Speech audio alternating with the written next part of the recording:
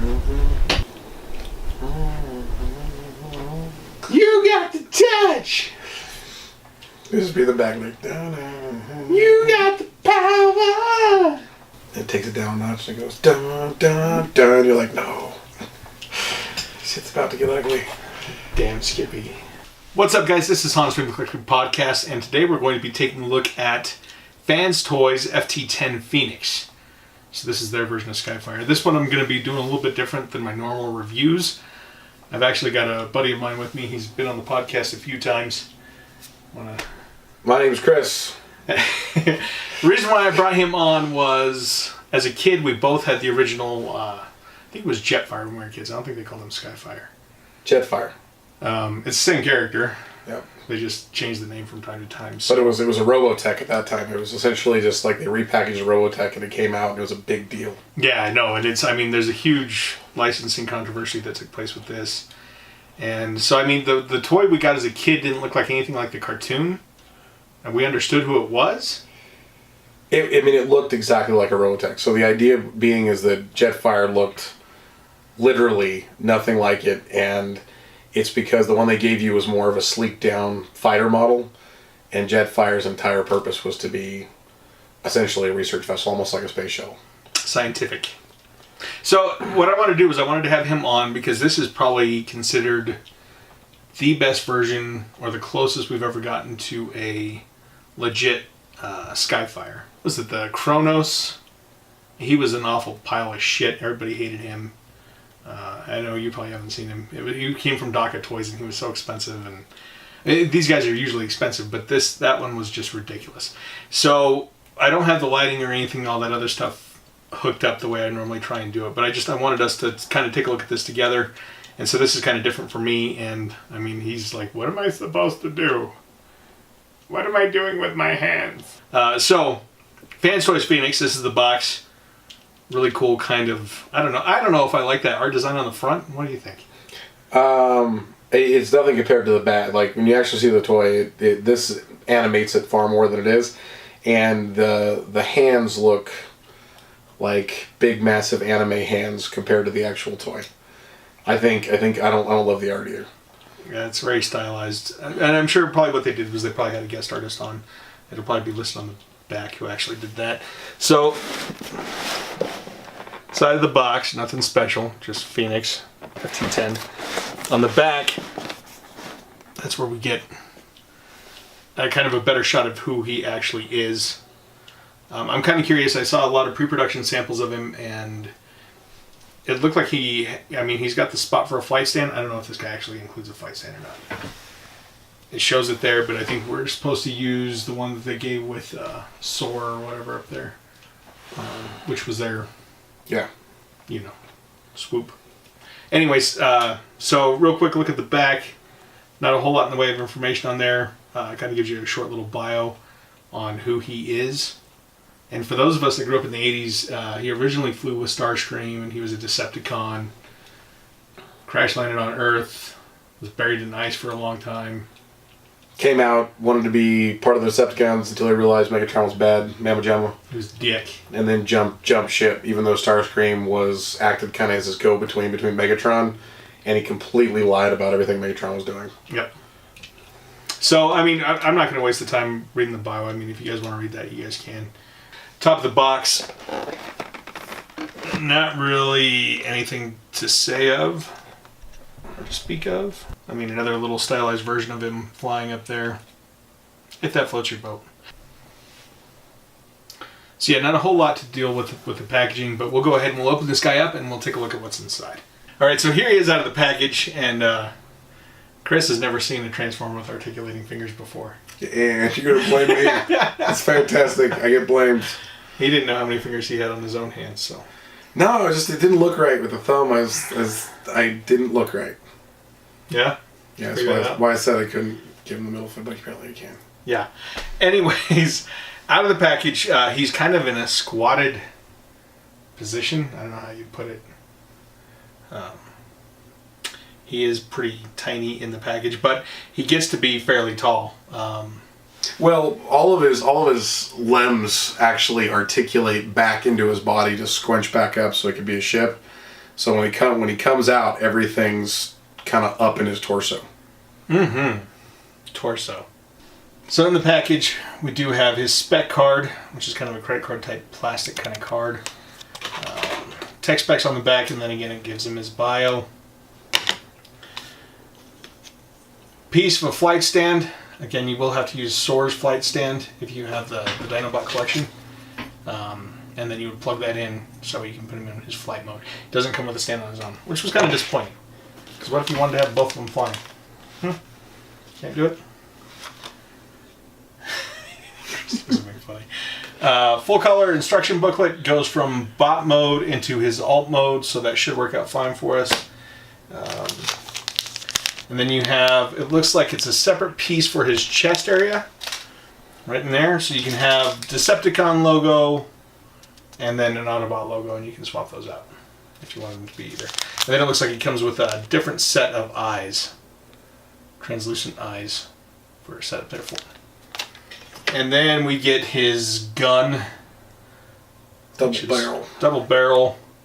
It's just black molded plastic. It looks good, but not a whole lot of paint detail to speak of on it. What are your initial impressions of him? He's a heavy bastard. Like, he's got big metal feet that articulate with rockets in them. Just ridiculous face molding. Like, it looks just like the cartoon from my childhood. I think you're talking about the paint job being somewhat simplistic. I agree. It would be neat if there was some... I don't know how much you paid for this.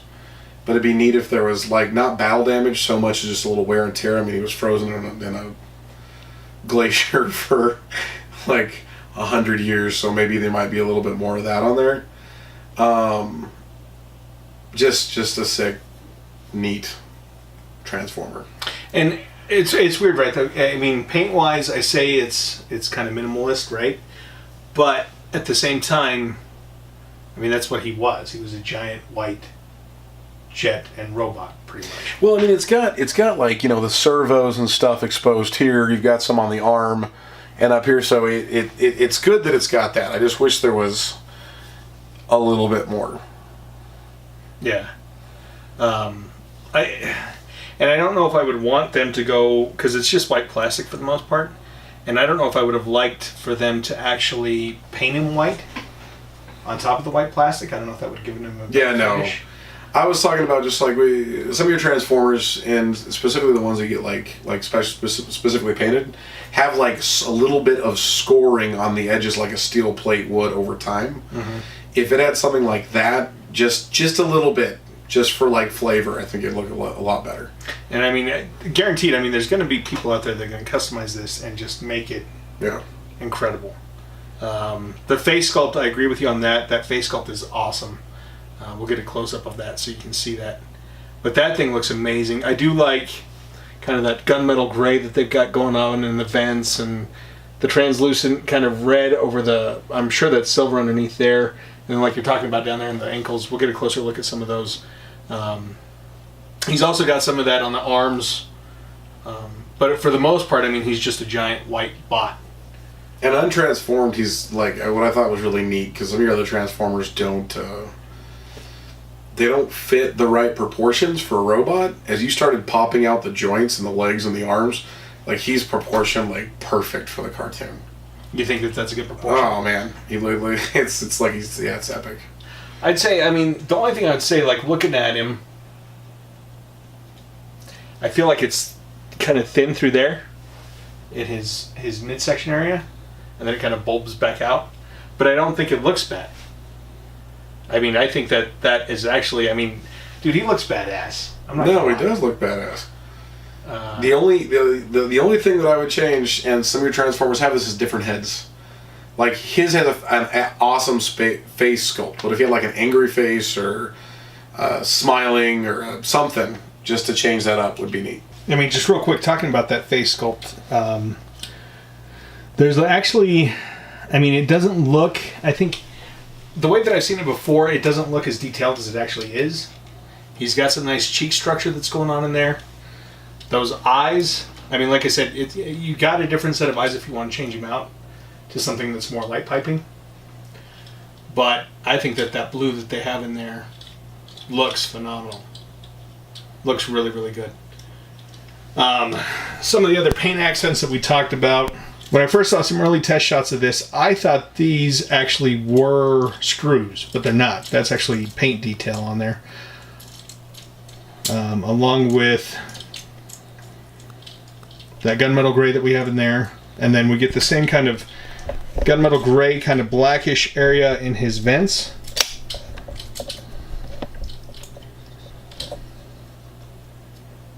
Nice chrome in the cockpit area. Chris thinks it opens. I don't know if it actually does or not. It's got a hinge. And then down here on the legs, which is another area that I think is kind of odd. But so down here, we have some nice painted detail. Nice kind of silver painted detail down there.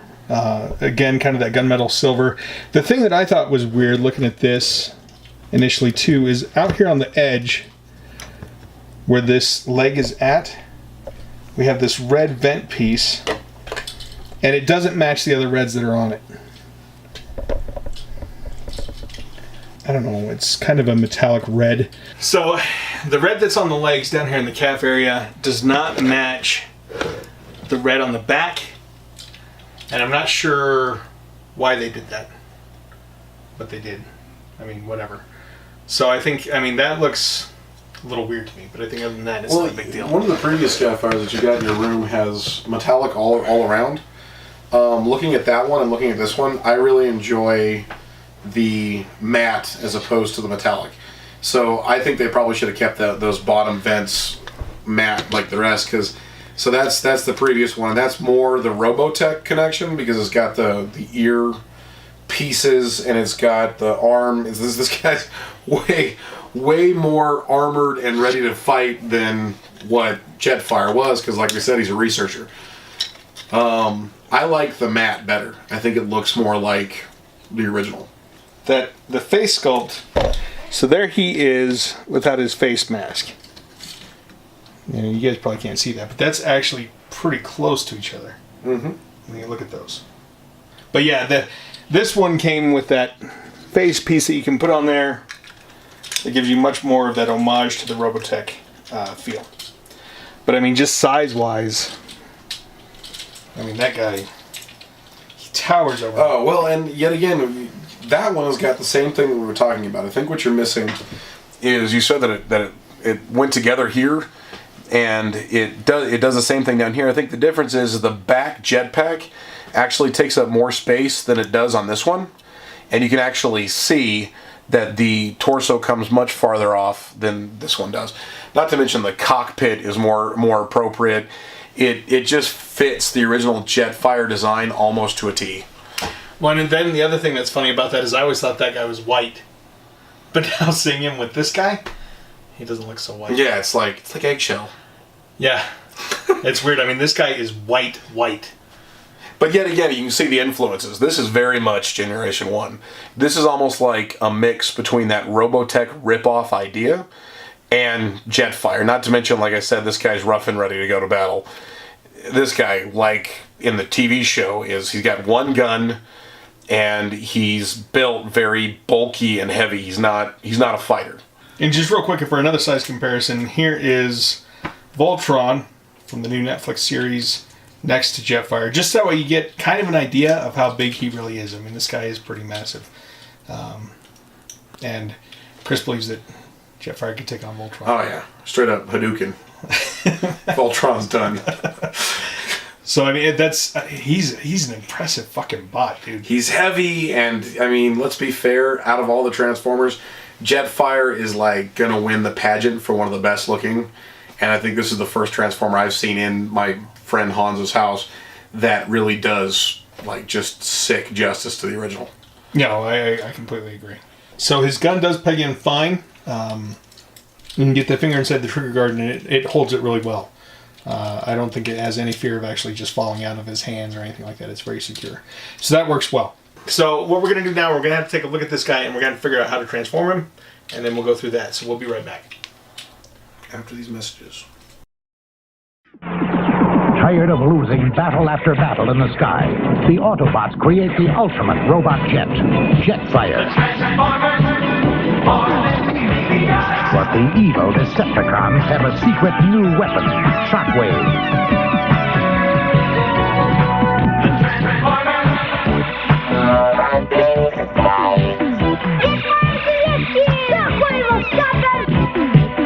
Sold separately from Hasbro.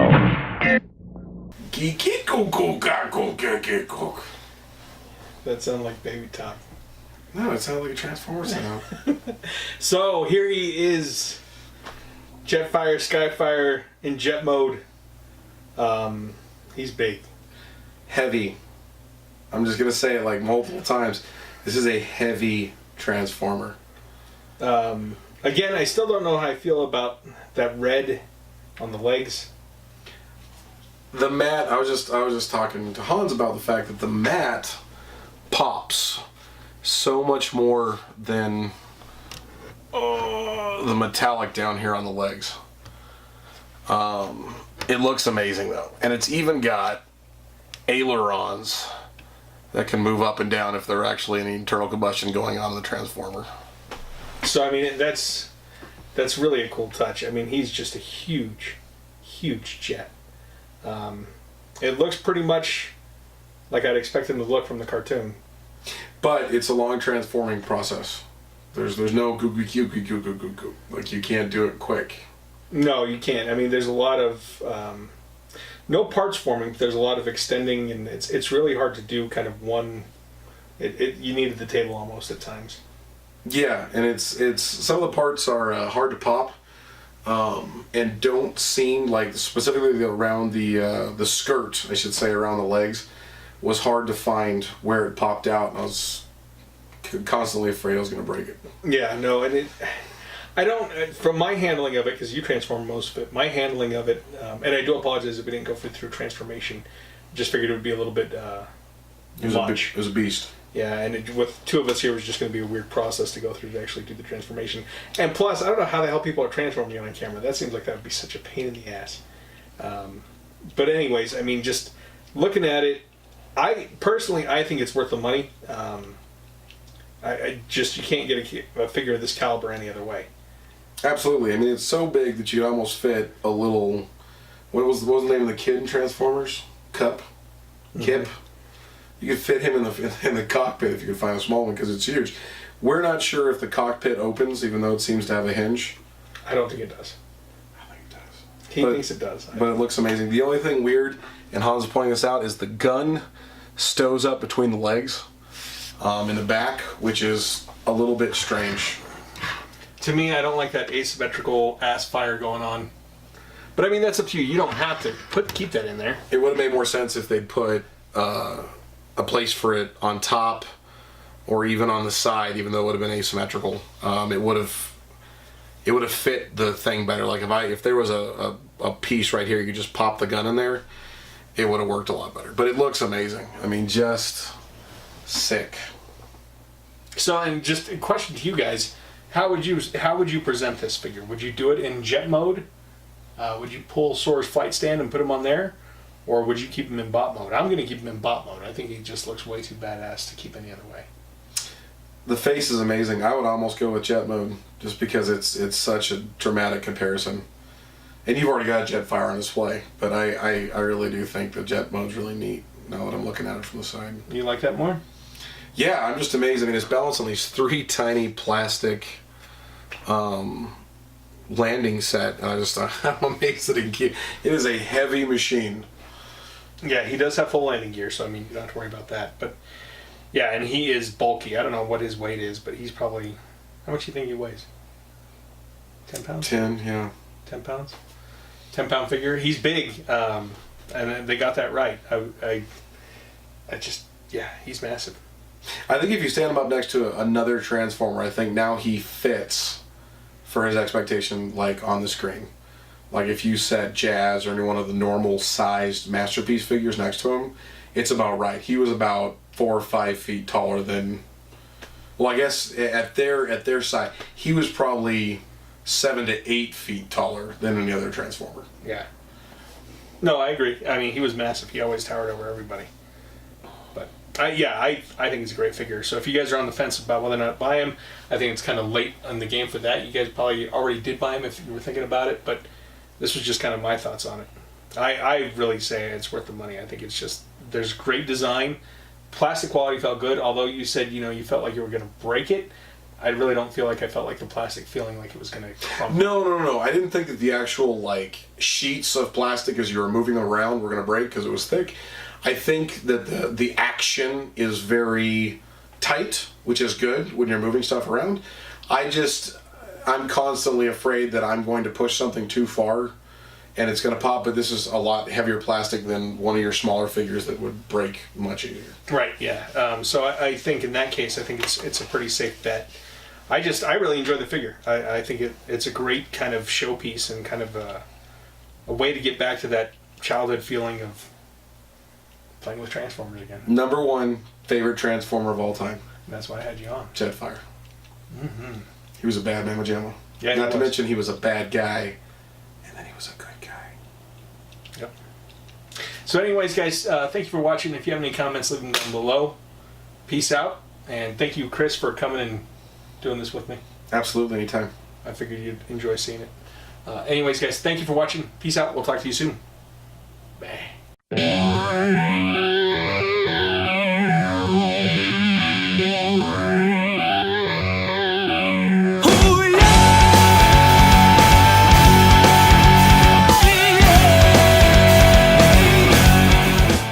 What makes this podcast unique? Hey, what's going on, everybody? This is Dylan, 130 the Eclectic Podcast, just coming at you right now. Then you know we'll be on into YouTube. You know what I'm saying? Yeah, come on back now. Be the 3rd subscriber. You get absolutely nothing. Thank you so much. And please listen to the Eclectic Podcast because we are amazeballs.